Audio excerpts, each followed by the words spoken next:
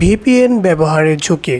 দর্শক, ভিপিএন ব্যবহার করলে আপনার অ্যাকাউন্ট হ্যাক হয়ে যেতে পারে, আপনার বিভিন্ন তথ্য ফাঁস হয়ে যেতে পারে। দর্শক, আপনি বিভিন্ন ক্রাইমের শিকারে পড়তে পারেন, আপনার ব্যক্তিগত ছবি ভিডিও পোস্ট হয়ে যেতে পারে। দর্শক, এমন তথ্য কিন্তু দীর্ঘদিন ধরে আমরা শুনছি। সো সত্যটা জানতে হবে। দর্শক, আমরা তো জানি যে ভিপিএন ব্যবহার করলে এক্সট্রা কিছু ফ্যাসিলিটি পাওয়া যায়, কিছু সুযোগ সুবিধা পাওয়া যায়। দর্শক, কিছু সিকিউরিটিও পাওয়া যায়।